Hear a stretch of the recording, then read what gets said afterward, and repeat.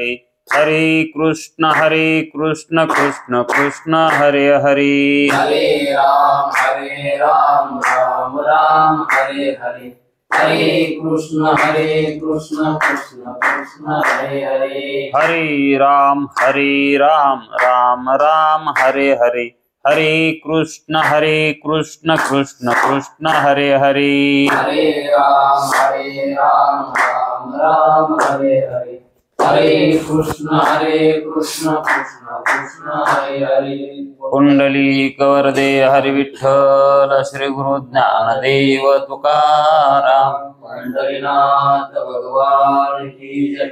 माऊली ज्ञानेश्वर महाराज की जय। गुरु तुकाराम महाराज की जय। ब्रह्मनिष्ठ गुरुवर्य रंगनाथ महाराज की जय। श्री विनायकं गुरुर्नौमि साखरे नाम विश्रुतम् येषां चरण सान्निध्यात् जीवा मुक्ता भवन्ति।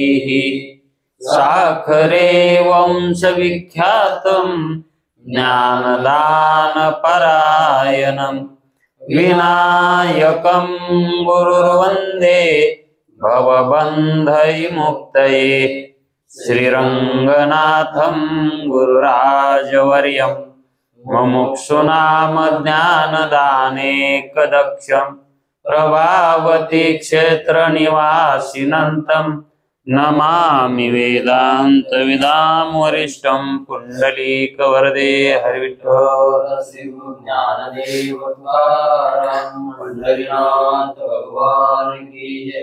माऊली ज्ञानेश्वर महाराज की जय। आनंद सत्य प्रकाश विभो आणि आधार नाम रूपास बुद्धी न जाणे आणि जाणे हि त्यास तो अपार शुद्ध परमात्मा मीच्याशी माझे अपार स्वरूप समुद्रावरती जणू तरंग ब्रह्मा विष्णु महेश गणपती सूर्य चंद्र वरुण यम मिरविती देवी कुबेर ही तैशेची जो सर्वज्ञानी दयाघन मुनी हृदयी ज्याचे करीती ध्यान त्याचे बुद्धी उपाधी करुण नित्याभान मजची माझी होतसे ज्याच्या अज्ञाने भाषे जगत जसा दोरीवरी सर्प दिसत परी दोई ठाई ना सर्प जगत ते स्वतंत्राने स्वयं ब्रह्म मिथ्याशी पुण्य पुरुषी सदैव निष्काम बोध प्राप्ती कारणे भजावाराम तो मिथ्या आहे आत्माप्त काम तरी नमन कवना करावे म्या जयांचे केलिया स्मरण सकळ विद्येचे होय अधिकरण तेची वंदू श्रीचरण श्री गुरूंचे हे नमस्कार आता चला विचार सागर तरंग चौथा परिच्छेद 31 ब्रह्म व ईश्वर यांच्यातील भेद। ब्रह्म आणि ईश्वर यांच्यातील भेद।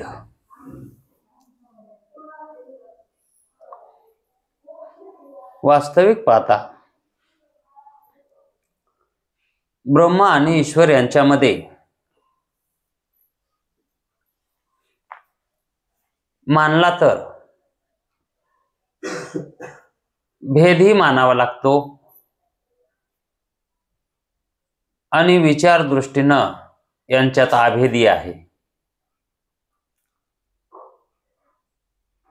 पण हे रहस्य न जाणता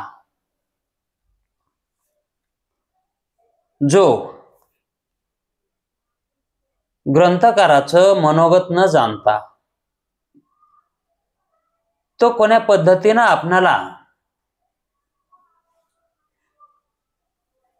प्रक्रिया सांगत आहे त्या प्रक्रिया जर आपणाला विवेक दृष्टीनं नाही कळाल्या, नाही समजल्या, तर ग्रंथकाराचं जे मनोगत आहे ते मनोगत कळणार नाही. मग अभेद कसा आहे तेही कळावं लागतं आणि भेद कसा आहे तेही कळावं लागतं. जीव जीवरूपानं कसा आहे तेही कळावं लागतं आणि जीव ब्रह्मरूपाने कसा आहे तेही कळावं लागतं. हेच कळण्याची खुबी आहे शास्त्रामध्ये. इतर ग्रंथामध्ये इतकं बारकाईनं कळत नाही, पण विचारसागर असा ग्रंथ आहे की याच्यामध्ये बारीक सारीक लपलेलं जे हमेशा चुकत असं सुद्धा कळत आहे. मग तितक्या चुका जर आपल्याला ज्ञात झाल्या तर आपल्याला कुठं चूक पदरी पाडून घ्यायची वेळ येत नाही. म्हणून ज्याला चांगलं दिसत आहे त्यानंच दळण निसत जाव, आणि ज्याची दृष्टी अंधुक झाली त्यानं दळण निसू नये, कारण ते खायचं असतंय. मग ज्याची दृष्टी कमकुवत झाली आहे त्याच्या दळणामध्ये खडे जातच असतात. म्हणून डोळस दृष्टीनं दळण करीत जावं. तसं या ठिकाणी हे दळायचं आहे, हे सुद्धा दळणच आहे. आणि हे दळल्यालं आपण जरी दळलं असलं तरी हे आपलं दळल्यालं सासू पुढं ठेवीत जाऊ. मी दळलं ही टिमकी मारीत जाऊ नये. दळल्यालं सुद्धा सासू पुढं ठेवीत जावं. आणि मग सासू काय म्हणते त्याच्यावर आपण त्या दळण्यामध्ये उत्तीर्ण झालोत का अनुत्तीर्ण झालोत हे ते सासू ठरवीत असते, आपण नाही. तसं जनाबाईनं सुद्धा दळलंय आणि ते दळण त्यांनी दळून सासू पुढे ठेवलं. त्या म्हणल्या नाहीत मीच दळले ना आता तिच्या पुढं कशाला ठेवू म्हणून. आणि जर सासूनं शाबासकी दिली तर मग ये रे बा विठ्ठला. मग विठ्ठलाला म्हणता येतं ये तू आता. म्हणजे आपणाला निसंदेह बोधानं ज्ञान होते. त्याच्यामध्ये कसल्याही प्रकारचा संदेह राहत नाही, संशय राहत नाही, विपर्यास राहत नाही. जनीने दळण दळिले आणि पिठम्या भरिले. जनाबाई म्हणते मी दळण दळले आणि पिठही मीच भरले, पण ते भरून सासू पुढे ठेविले आणि त्या सासूला पसंत पडलं म्हणून जनाबाई म्हणतात ये रे बा विठ्ठला आता मला काही भीती नाही. याचाच अर्थ या ठिकाणी ग्रंथकार जे सांगायले तर जीव ईश्वरामध्ये काय भेद आहे, कसा अभेद आहे, ईश्वर ब्रह्मामध्ये कसा भेद आहे आणि कसा अभेद आहे हे आपणाला बारकाईनं बघावं लागेल. आणि ते आपण श्रवण केलेलं, आपण ऐकलेलं हे कोणापुढे ठेवा, ते शास्त्रापुढे ठेवायचं. म्हणजे शास्त्रात बघायचं आपणाला जे कळालंय ते बरोबर कळालंय का काय त्याच्यामध्ये चुकीचं आहे. म्हणजे आपलं खरंय का खोटंय कळालेलं हे शास्त्र सांगत असतंय, संत सांगतात. म्हणून त्यांना विचारित जावं. म्हणून आपला सिद्धांत, आपणाला कळालेला सिद्धांत, आपला सिद्धांत हा आपला म्हणजे कळालेला सिद्धांत जसा कळालाय तसा हा संतापुढं किंवा अनुभवी पुरुषापुढं मांडीत जावा. म्हणजे आपल्याला कळालेलं ते खरंच आहे का आपण भटकायलो हे कळतंय. मला तर असं वाटतंय रोज घरी आपण गावाला कुठे गेलो की घरी आलं की विचारचा मी हे पहिल्याच घरात आलो का.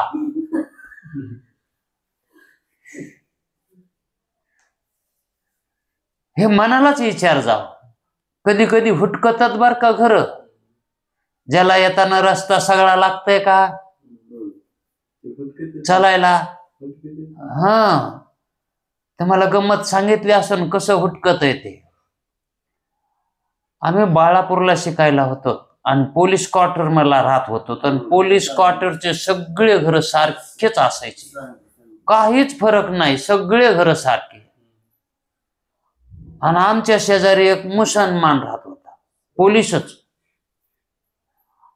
आणि मग मी बैठकीमध्ये अभ्यास करू लागलो तेव्हा 5वीला होतो. आणि संध्याकाळी 11 वाजता दार वाजविलं. मी म्हणला तो कोण आलो वेगळा, पण भेव काय नाही वाटलं. मला वाटलं कोणतरी आला असं. तर दार उघडलं नाही. मी त्या पुढच्या रूमला बाहेरून लाकडाच्या जाळ्या असतात, त्या जाळीतून बघितलं. तर बाहेरून ते दार खोलो मै आई असं म्हणली. मी म्हणलं हे घर तुमचं नाही, बाजूचं घर आहे. मला माहित होतं मुसलमानीकडे डाव्या बाजूला राहत आहे. मी त्याला म्हणलं बाजूचं घर आहे. मग तिनं त्या बाजूला जावं ना, ती इकडच्या बाजूला गेली आणि तिकडा दरवाजा वाजविला तिनं, ते दुसऱ्याचाच. मग त्या बाईला नाईट ड्युटीला तिचा नवरा गेला होता, नाईट ड्युटीला. आणि तिला वाटलं मग ते नाईट ड्युटी करून आला असं. मग तिनं ते उघडीला दरवाजा आणि ती एकटीच घरी. तिनं दरवाजा उघडला आणि त्या बाहेरून बुरका घेतलेल्या मुसलमानी सलाम वालेकुम म्हणली. तिला वाटलं भूतच आलं. आणि त्या मुसलमानीनं त्या चौकटीला हात लावले. घरात शिरायचं म्हणल्यावर 2-3 पायऱ्या होत्या चढायला आणि त्या चौकटीला धरून वरी चढायचं. ते बोट तिची चारीला चारी बी त्या कवाडाच्या सामटीत गेली. बोट तिथं पडली खाली. ते कवाड पुन्हा सागवणी असायची, ते सागवणी कवाड. अरे अल्ला करीत तिथं. म्हणजे दरवाजे चुकत येतं.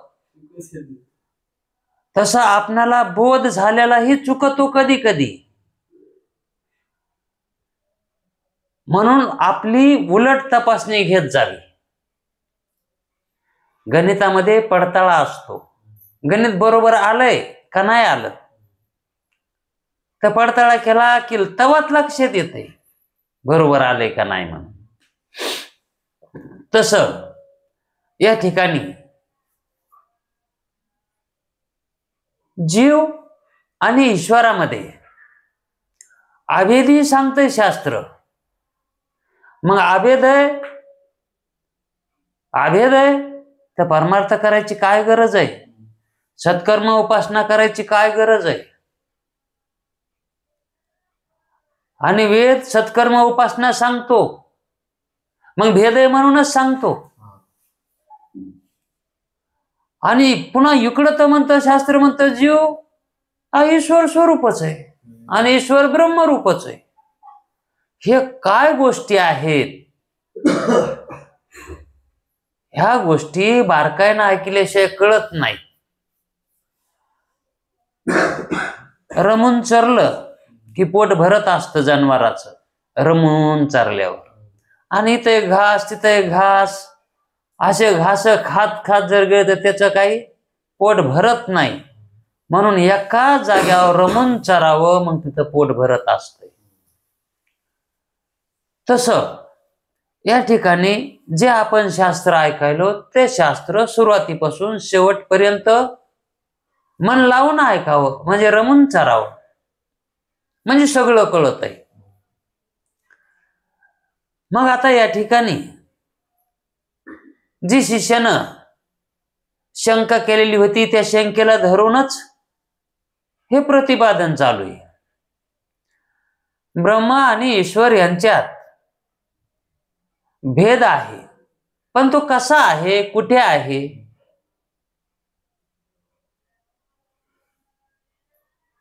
सुरुवातीला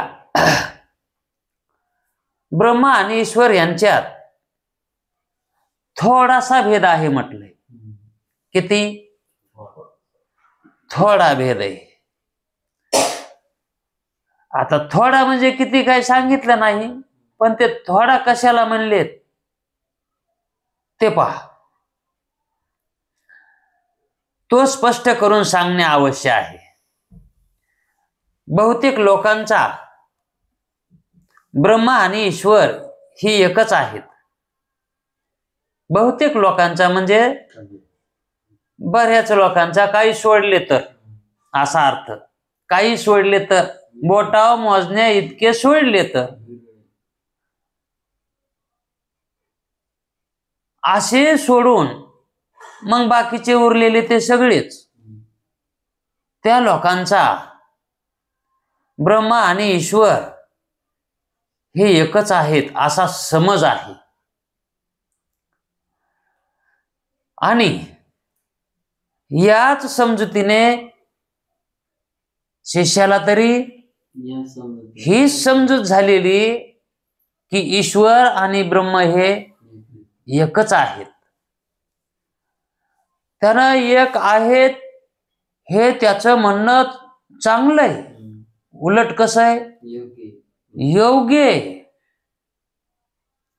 पण ईश्वर जीवाला सेव्य कसा आहे हे त्याला कळालं नाही.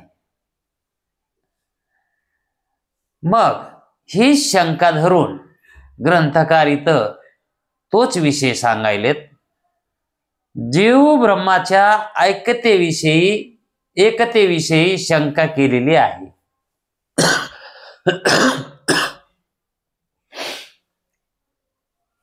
भगवद्गीतेच्या 10व्या अध्यायामध्ये शेवटी हेच सांगितलंय. काय तर परमात्म्याच्या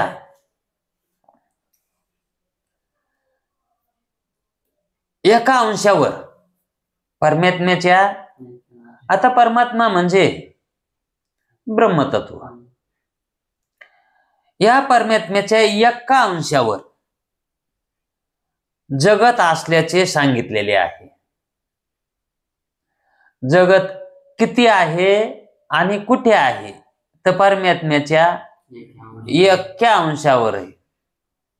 आता तो एक अंश म्हणजे जेवढं आता हे जगत आहे, ब्रह्मांड आहे, जगत म्हणजे ब्रह्मांड बर का,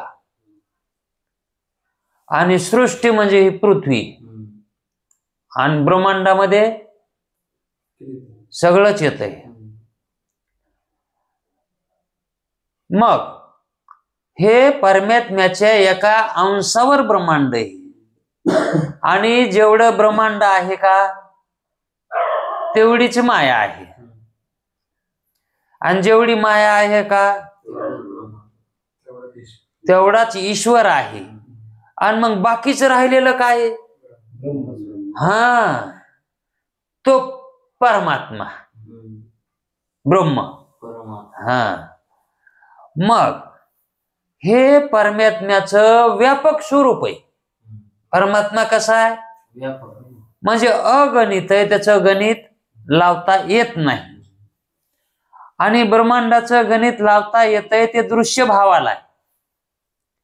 आणि खगोल शास्त्रज्ञांनी जिथपर्यंत त्यांना जाता येईल तिथपर्यंत गेले तर है का नाही. म्हणजे त्यांना ही सूर्यमाला केवढी आहे, हे ब्रह्मांड केवढं आहे हे कळालंय. पण या ब्रह्मांडाच्या बाहेर गेले नाहीत, या सूर्यमालेच्या बाहेर गेले नाहीत. म्हणजेच खगोलशास्त्रज्ञांनी ब्रह्मांडाचं ज्ञान करून घेतलंय. मग ते संकुचित मानायचं ब्रह्मांड का व्यापक मानायचं? आता जेवढं परमात्मा आहे तेवढं दुसरं काहीच नाही. आणि हे जे ब्रह्मांड आहे हे केवळ त्या परमात्म्याच्या, आता अंश कशाला म्हणायचं? एक आता कळण्यासाठी धरा, आपल्या देहावर कितीतरी केस आहेत, रोमाला केस आहेत ना, आणि त्याच्यातला एक केस म्हणजे एक अंश.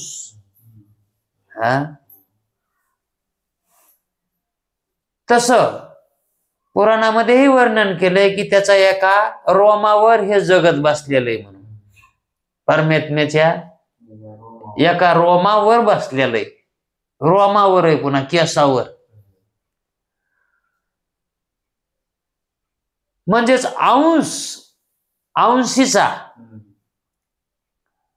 हा अंश आहे. जगत हे काय आहे? अंश आहे. आणि तो काय झाला मग? अंशी झाला, है का नाही? पण आता तो बघा ना, आता कसं बोलता येत नाही. तो अंशी कधीच होत नाही. तो अंशी, कारण अंशी भाव त्याच्या ठिकाणी नाहीतच परमात्म्याच्या ठिकाणी. पण ज्यावेळेस हे जगत सांगावं लागतंय त्यावेळेस त्याच्या एका अंशावरच सांगावं लागतंय. नाही तर कुठे सांगावं मग? हे प्रतितीला यायलेलं कुठे मांडावं? लपून ठेवायचे का हे?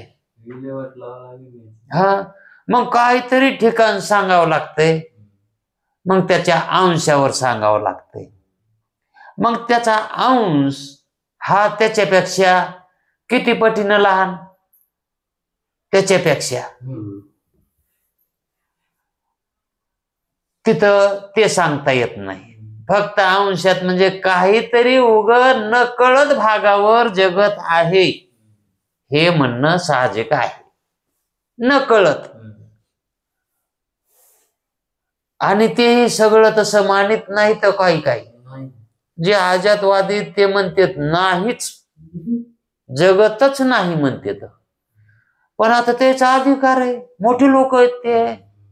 आपल्याला तेवढं झापत आहे का? तेवढं वजन उचलत नाही. मग आपल्याला म्हणावं लागतं नाही, परमात्म्याच्या एका अंशावर जगत आहे, हे आहे का? पण ते मानित नाहीत का? ते कसं मानित नाहीत? अहो, दोरीवर उत्पन्न झालेला सर्प हा दोरीच्या कितव्या अंशावर आहे? मग जगताला मिथ्यात्व सांगायचं, जगत खरं नाही म्हणून सांगायचं, मग अंशावर कसं सांगायचं हे? म्हणून त्याच्या ठिकाणी कल्पित आहे हे म्हणणं चांगलंय. कुठं? परमात्म्याच्या कल्पित आहे, है का? अंशावर म्हणायचंच नाही, परमात्म्याच्या ठिकाणीच. हे कल्पित उत्पन्न व्हायला, याच्यामध्ये कुठंच रोग येत नाही म्हणायला. हे म्हणजे रोग म्हणजे दोष. दोष लागत नाही. म्हणून आता मानलं परमात्म्याच्या एका अंशावर आहे म्हणून, तर मग त्या ठिकाणी माया मानावी लागेल, हे का नाही? माया वाचून जगताची उत्पत्ती होते का? कारण कोण आहे? है का नाही? उपादान कारण मायाच आहे, मायाच कारण आहे. आणि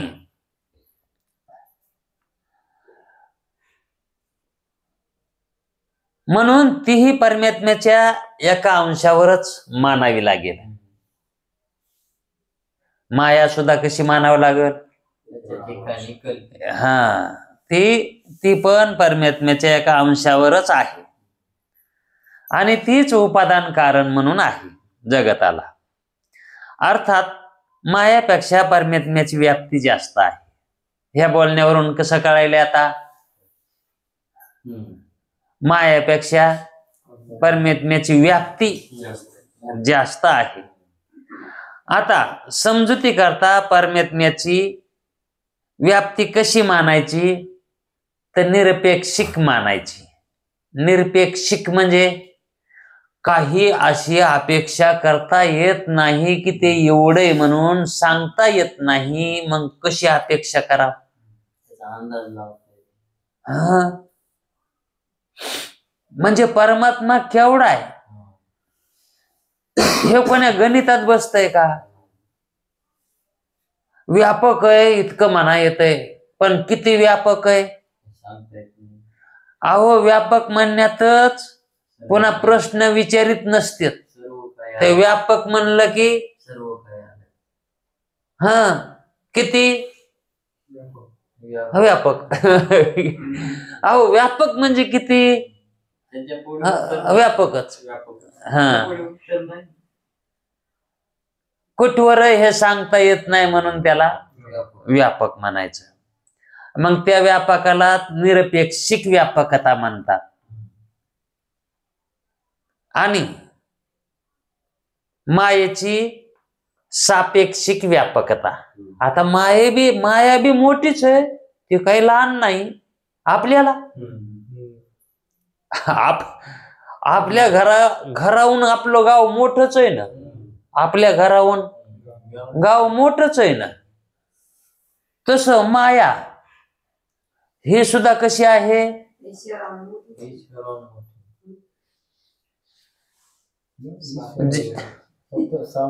अविद्येहून मोठी म्हणा,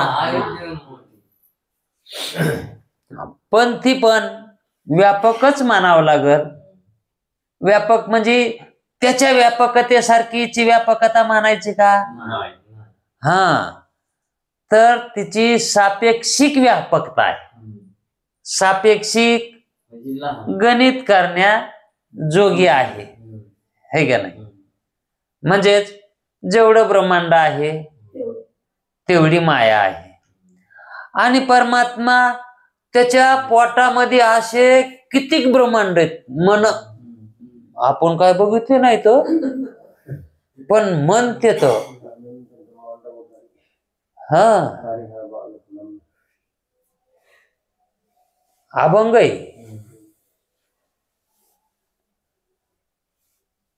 काय म्हणलेत? अनंत ब्रह्मांड उदरी. किती? अनंत. हा, ब्रह्मांडच अनंत. तेही सांगितले नाहीत किती म्हणून ब्रह्मांड. ती त्याच्या उदरात आहे आणि ते त्याच्या पोटात आहेत. अनंत ब्रह्मांडे ज्याचे उदरी आणि हरी हा बालक नंदा घरी. कोण्या नंदा घरी?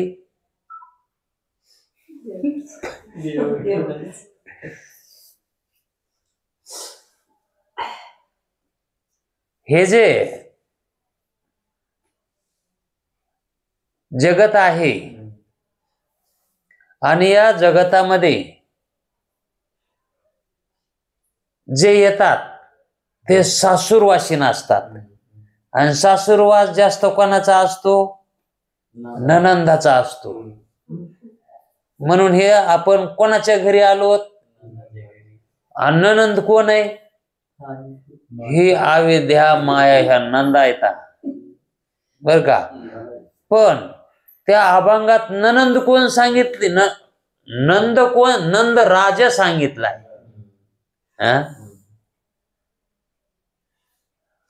आणि त्या नंदाच्या घरी आता तोही नंदच सांगितलाय तो, म्हणजे त्याचं लक्षांशानं ननंदच घ्यायचा तो पण. आणि त्याच्या घरी तो आला. तो म्हणजे कोण?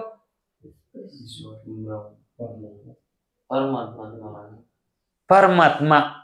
आता तिथं त्याचं लक्षण परमात्मा म्हणून केलंय. कारण तो कसा सांगितलाय?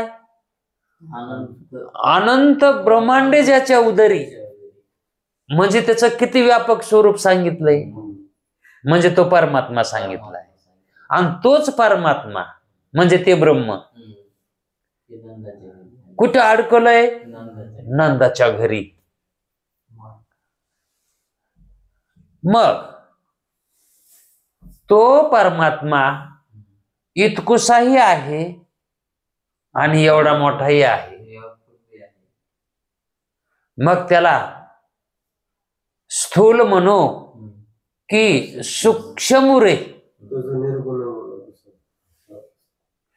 स्थूल म्हणावं का सूक्ष्म म्हणावं?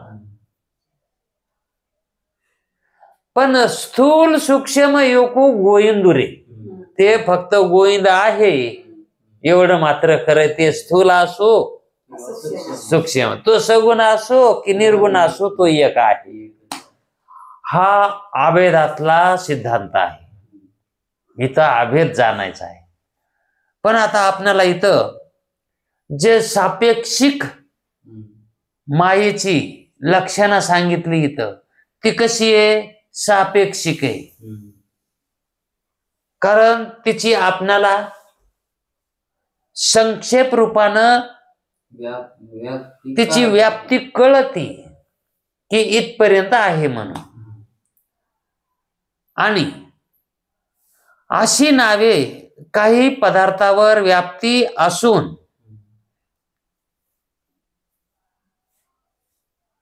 अशी नावे त्यांना देऊ. कोणत? सापेक्ष आणि निरपेक्ष.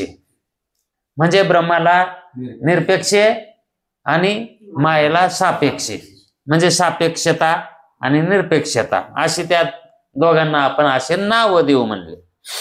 आणि काही पदार्थावर व्याप्ती असून काही पदार्थावर व्याप्ती नसती, काही पदार्थावर आहे आणि काही पदार्थावर नाही. मग ती सापेक्षिक व्यापकता मानायची. आणि ती कोणाची मानायची? मायेची मानायची, हे का नाही? कारण माया ब्रह्माच्या पूर्ण भागावर नाही, म्हणजे काही अंशावर आहे म्हणून काही भागावर आहे आणि काही भागावर अजिबातच नाही, हे का नाही? म्हणून तिला सापेक्षता म्हणायची. कारण परमात्म स्वरूपाच्या एका अंशाच्या ठिकाणी माया व तिचे कार्य सर्व जगत, सर्व जगत म्हणण्यात सर्व ब्रह्मांड, इतक्या पुरतीच तिची व्याप्ती आहे. याच्या पलीकडं तिची व्याप्ती नाही. बाकीच्या परमात्मा भागावर तिची व्याप्ती नाही, म्हणून तिला सापेक्षिक मानायचं. माया कशी आहे?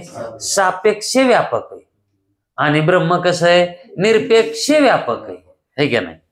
म्हणून मायेची सापेक्षिक व्यापकता, मायेची सापेक्षिक व्यापकता आहे. आणि परमात्म्याची व्यापकता तर माया आणि माया कार्य जगत. मग त्याच्यामध्ये 14 भुवन सुद्धा आली, पाताल आली, स्वर्ग आले.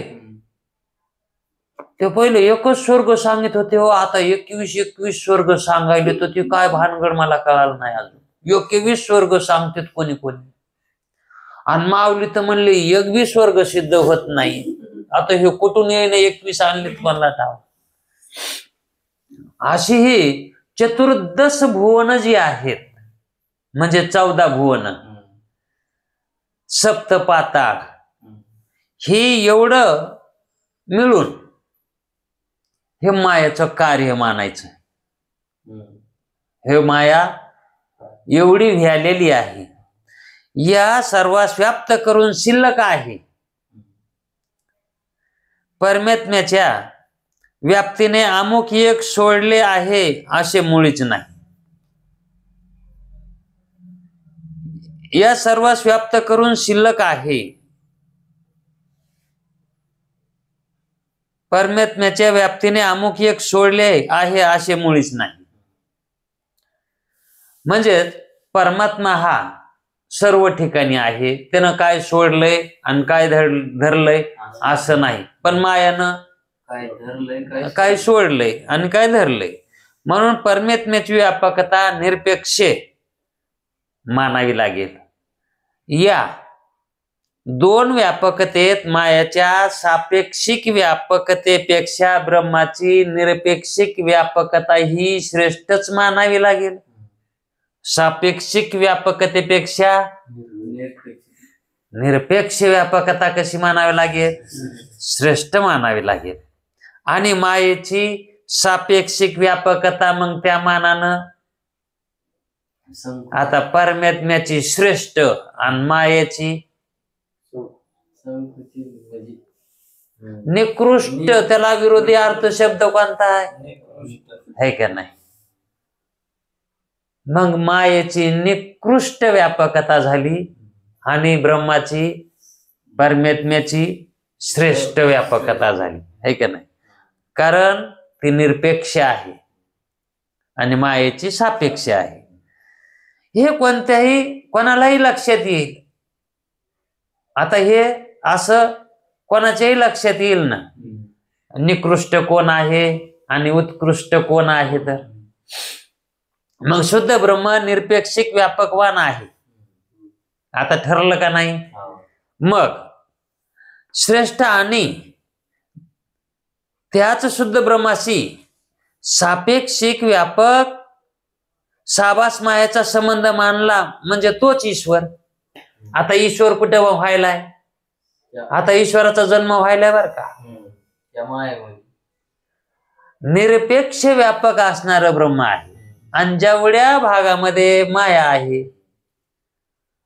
तेवढ्या भागामध्ये त्या ब्रह्माचं काय पडलंय?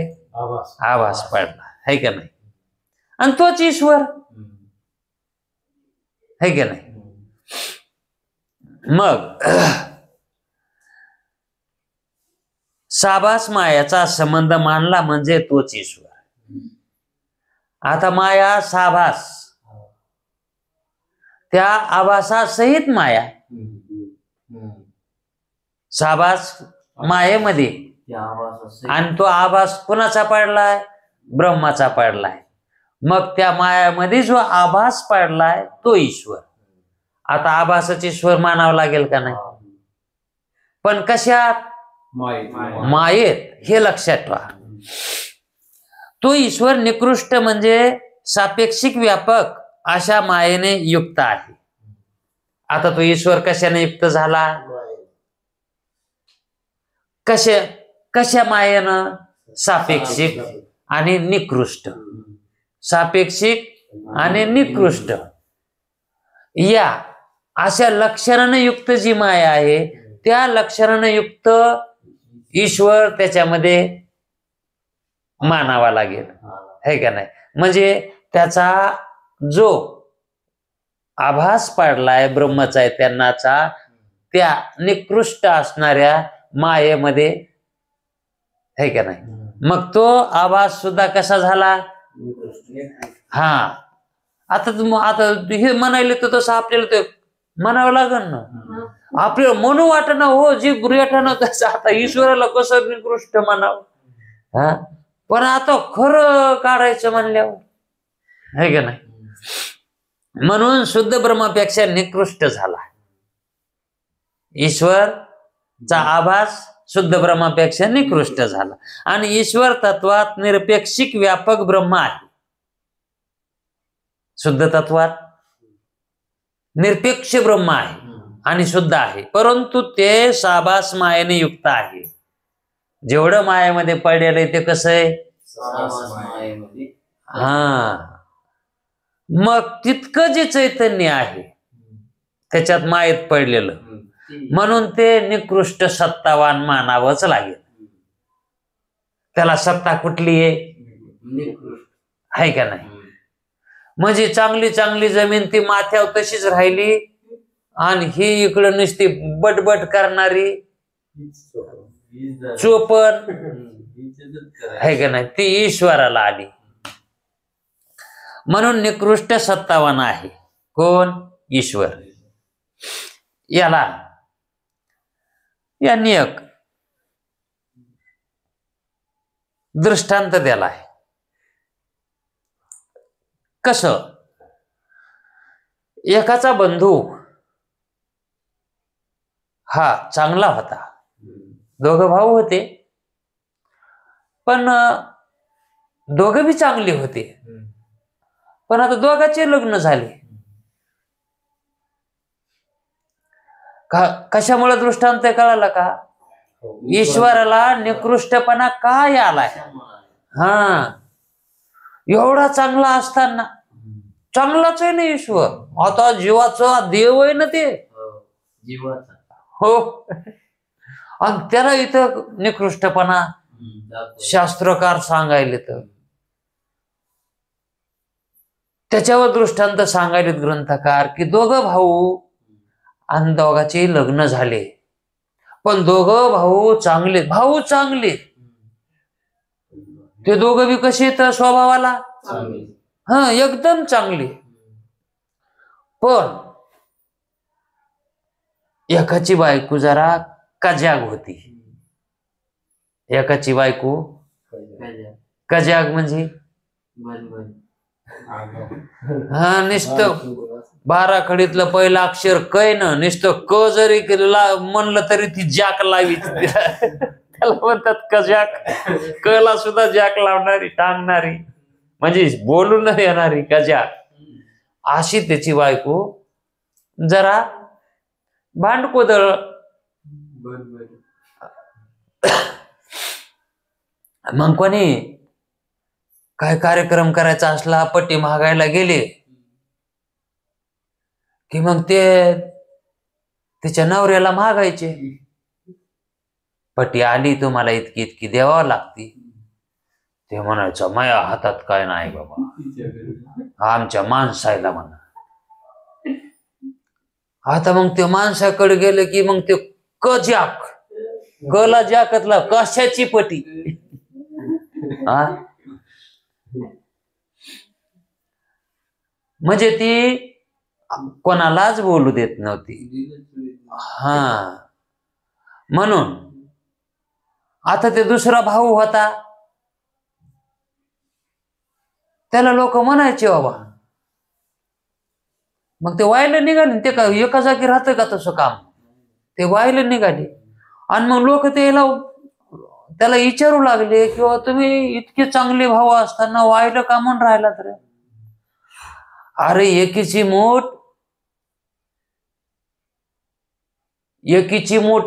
ही कवा बी चांगली असते, मोठ उघडी की झालं काय नसतंय खरं. हा, का म्हणून व्हायला निघाला? तर मग तो एक भाव सांगायचा, बाबा आम्ही दोघं भाऊ चांगलेच आहेत, पण आमच्या बंधूची माणसं जरा हा ते कशाला बी जॅक लावते, तर म्हणून आम्ही एका जागी राहिलो नाहीत, व्हायला निघावं लागलं. कवर तोंडाला तोंड द्या, म्हणून आम्ही व्हायला निघालो, असं त्याला सांगावं लागलं. जे विचारीन त्याला का म्हणून तसं सांगावं लागलं? तो चांगलाच होता हो, त्याची उपाधी. हा, तसा ईश्वर कसा आहे? ब्रह्मच आहे ते, त्याची हा ती पट्टी देत नाही. माया हा जे पट्टी देत नाही त्याला म्हणायचं मायाच्या आज्ञेत आहे, हे की नाही? माया म्हणजे धरून ठेवणारी वस्तू आहे, ती तत्व आहे, ते धरून ठेवणार, ते काही सुटू देत नाही. म्हणून त्याला त्याच्या योगानं त्याच्या बंधूला जे वाईटपणा यायलाय ते तिच्यामुळे यायलाय, नाहीतर ते कसा आहे? तसा ईश्वर हा ब्रह्मरूपच आहे, पण मायेमुळं त्याच्या ठिकाणी निकृष्ट दर्जा यायलाय, तो तिच्यामुळेच यायलाय. हा, मग त्याच्याशी तिचा जोपर्यंत संमत आहे तोपर्यंत तो सज्जन असला, तो सज्जन जरी असला, चांगला जरी असला, तरी निकृष्ट म्हणजे त्याज्यच आहे. तो कसा? तिच्या संगतीला म्हणल्यावर त्याला स्वीकारण्याजोगा नाही. त्याप्रमाणे मायेचे अधिष्ठान जे ब्रह्म, मायेचे अधिष्ठान जे ब्रह्म, ते निरपेक्षिक व्यापकतेमुळे श्रेष्ठ आहे. निरपेक्षिक व्यापकतेमुळे ते ब्रह्म श्रेष्ठ आहे. आणि जोपर्यंत त्याच्याशी मायाचा संबंध आहे तोपर्यंत त्यास ईश्वर भाव असून त्याला काय म्हणावं लागेल मग? म्हणजे मायेत जोपर्यंत आहे तोपर्यंत त्याला ईश्वर भाव येणारच ना. त्याला कोण म्हणणार? हे कोण आहे? ईश्वरच म्हणावं लागेल ना. कारण मायेच्या अंकित जे आहे त्याला ईश्वरच म्हणावं लागतंय. त्यास ईश्वर भाव असून तो ईश्वर भाव शुद्ध परमात्म्यापेक्षा निकृष्टच आहे असं नियमानं, शास्त्राच्या नियमानं म्हणावं लागतं. हे सिद्ध झालं का नाही आता? म्हणजे ब्रह्मतत्वापेक्षा ईश्वर तत्व हे निकृष्ट दर्जाचं आहे असं मानावं लागतंय. आता असे पाहता शास्त्र संस्कार नसल्यामुळं, आता हे ज्ञान नसल्यामुळं ब्रह्म आणि ईश्वर ही दोन्ही पदे एका अर्थाचीच किंवा एका अर्थवाची आहेत असे मंदमती समजतात. म्हणजे मंदमती, कमी बुद्धिवान काय समजतात? ईश्वर एकच आहेत, एका अर्थवाचीच आहेत. पण एका अर्थवाची आहेत का ते? जोपर्यंत मायाचा संबंध आहे त्या चैतन्याशी तोपर्यंत ते निकृष्ट दर्जाच मानावं लागेल. म्हणून ते म्हणतात असं असताना सुद्धा जे मंदमती आहेत, विचार न करता बोलतात, ते दोन्ही तत्व एकच समजतात. बर का? पण हे खरे आहे की? बघा आता हे बी कसं बोलतात. पण हे बी खरंय. काय खरंय? ब्रह्मपद क्वचित ठिकाणी वाच्यार्थानं, ब्रह्मपद क्वचित ठिकाणी, काही ठिकाणी वाच्यार्थानं, वाच्यार्थानं बर का, ईश्वराचे बोधन करून देते. हा ईश्वरच आहे. मायेत जरी असला तरीही तो ईश्वर आहे. कारण ईश्वर स्वरूपात ब्रह्म व्याप्य आहेच. त्याच्यामध्ये काय व्याप्य? ब्रह्मच आहे ना त्याच्यात. ईश्वर पद क्वचित ठिकाणी लक्ष्यार्थानं शुद्ध ब्रह्माचे बोधन करून देते. काही ठिकाणी तेच ईश्वर पद शुद्ध ब्रह्माचंही बोधन करून देते. पण आता ते कसं? याकरता शुद्ध ब्रह्म ईश्वरापासून निराळे आहे. शुद्ध ब्रह्म ईश्वरापासून निराळा आहे असे लक्षात यावे म्हणून ईश्वर आणि ब्रह्म या पदाचा अर्थ स्पष्ट करून सांगितला आहे. हे लक्षात येण्याकरता की ईश्वर आणि ब्रह्म हे कसं वेगळं आहे हे लक्षात येण्याकरता हे सांगितलंय. ज्या शंकेच्या समाधानार्थ, जी शंका होती का पाठीमागली, त्या शंकेच्या समाधानार्थ सहाय्य व्हावे म्हणून हे सांगितले. म्हणून हे इतकं सांगितले, म्हणून इतका विस्तार केला. आता काय करू? त्या शंकेचा विचार करू. ते काय म्हणतात? जी शंका होती का ती शंका समजावी म्हणून आम्ही इतका विस्तार केला. आता त्या शंकेचा विचार करू. आता त्या शंकेचा काय विचार करायचा? की ती शंका कशी केली होती?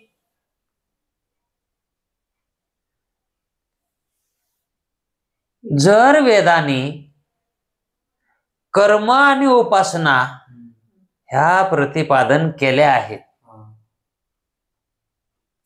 ह्या कोणासाठी? जीवासाठी. जीवासाठीच केल्या. आणि मग तर जीवाला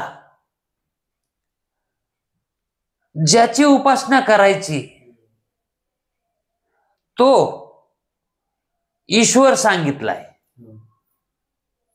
ईश्वर उपासना वेदानं सांगितली. आता ती ईश्वर उपासना ही वेदानं कोणाला सांगितली? जीवाला सांगितली. म्हणून जीवाला जे उपास्य दैवत आहे ते ईश्वरच आहे, है का नाही? मग उपासक आणि ज्याची उपासना करायची ते हे दोन्ही वेगळेच आहेत. म्हणूनच वेदानं सांगितली न कर्म उपासना. असं शिष्याला वाटलं, हे कळालंय, हे शिष्याला कळालं होतं. म्हणून त्याला असं वाटलं की वेद जे सांगायलाय उपास्य उपासक भाव, तर या ठिकाणी जे उपास्य आहे आणि उपासक यांच्यामध्ये भेद आहे. यांच्यामध्ये काय आहे? म्हणूनच वेदानं काय सांगितलंय की तुम्ही उपासना त्याची करा, असा त्यानं त्याचा अर्थ काढलाय. आणि इकडं शास्त्राला काय सांगायचंय की जीव आणि ईश्वर एकच आहे. जीव आणि हे एकच आहे तो. आणि तो कसा अर्थ धरून बसलाय? नाही, हे दोन आहेत. आणि वेदानं कसं सांगितलंय? त्याचं कसं झालंय म्हणजे त्यानं नीट विचार केलाच नाही. अहो, एका पुरुषाला 2 मुली होत्या, सगुणा निर्गुणा, है का नाही? आणि मग मोठीचं नाव काय होतं? होय निर्गुणा. असं कसं बरं? सगुणा निर्गुणा, मोठीचं निर्गुणा नाव होतं. कारण हमेशा लागणार आहे ना, हे दृष्टांत हमेशा लागणार आहे. मग त्यानं मोठीचं लग्न केलं आणि पुन्हा ते धाकटी सगुणा आली लग्नाला. आणि मग त्यानं इकडं तिकडं कुठं ना बघता जे जावई होता का निर्गुणाचा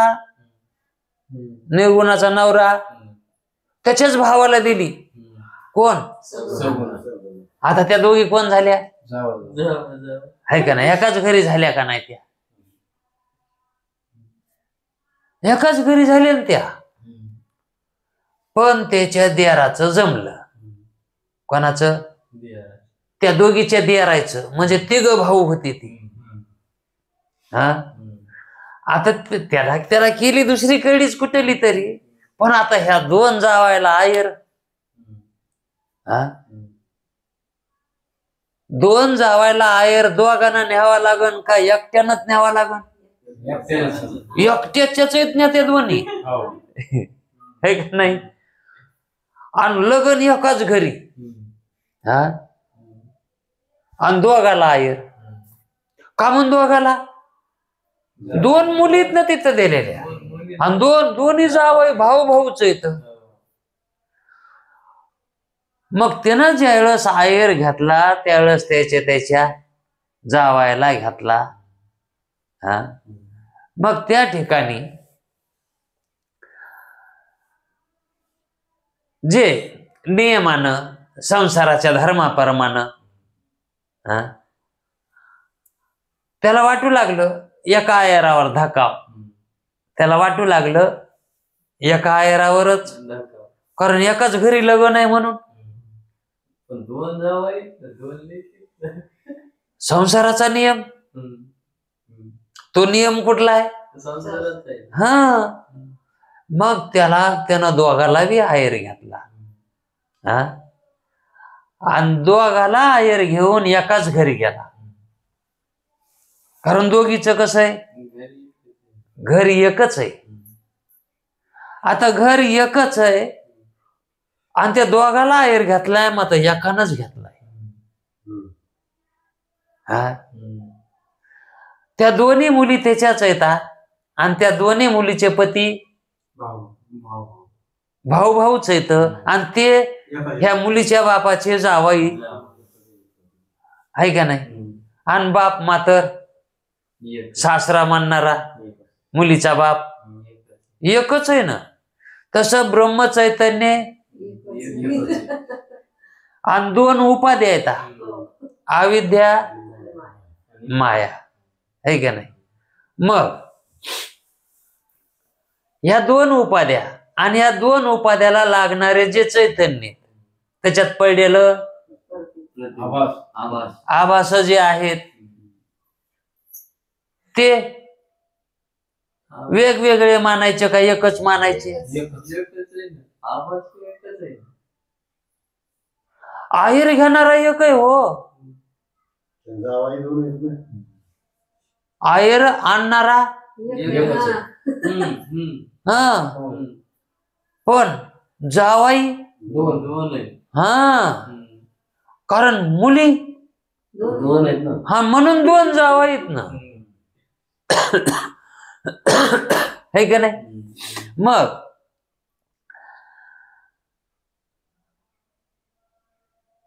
ते जावाई दोन कामून व्हायले तर एकाच घरातले ते बी ते काही वेगळ्या वेगळ्या घरातले आहेत का. दोन मुली असल्यामुळे ते भाऊ भाऊच आहेत ना.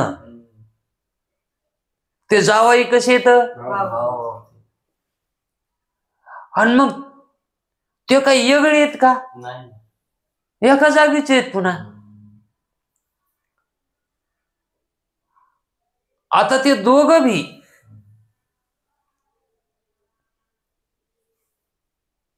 एकाचेच जावई आहेत पुन्हा. कोणाचे, एकाचेच आहेत ते का दोघाचे आहेत का. आणि मग ते कसे वेगळे, ते दिसायला वेगळे. हा, ते दिसायला वेगळे पण हाय तर एक. कारण दोघं बी जावायच येत हा आणि एकाचेच येत पुन्हा. आणि ते दोघं भाऊच येत, ते बी काही वाहिली नाहीत ना आणि एकाच घरातले ते बी. आणि त्याला ज्या उपाधी आहेत का दोन बहिणीचे त्या बी एकाच घरातले आहेत. इथं भेद कुठे वाटायला. ते जे दोघं आहेत का ते दोघं सुद्धा एकच आहेत. ते चैतन्य रूपानं हा ते एकच आहेत, पण ह्या उपाध्या त्या उपाध्या बी एकच आहेत हो, कारण ते एकाच्याच आहेत. पण हा दिसायला कसा आहे भेद आहे ना, असायला सगळा भेद आहे तिथं. तसा ब्रह्म चैतन्य, ईश्वर चैतन्य, जीव चैतन्य हे याच्यातली याच्यात त्याच्यातली त्याच्यात साठी लोट झालेलं यायचं सगळे सगळं कसं हे. आणि अविद्या माया अज्ञान हे काय सगळे एकाच गुंडाळले. हे अशीच सोयरी की हे असेच जावं इथं, हे असेच साडू इथं. आता ईश्वर जीव आता हे साडूच आहेत ना, हे कोण झाले का म्हणून हा बहिणी बहिणीच आहेत ना त्या. अविद्या माया बहिणी बहिणीच आहेत त्या. मग हे दोघं कोण झाले है का नाही. आणि त्या कोणाच्या आश्रयावर येतात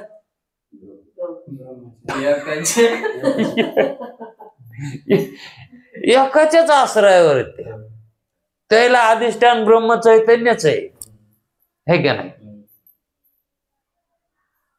तसं हे ना दुसरीकड कुंकड लांब जायचं असतं बघायला कुठंतरी.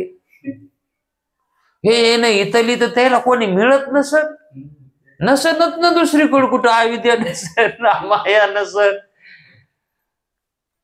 गमतीनं सांगितलं आणि कळाव म्हणून हे सांगितलं.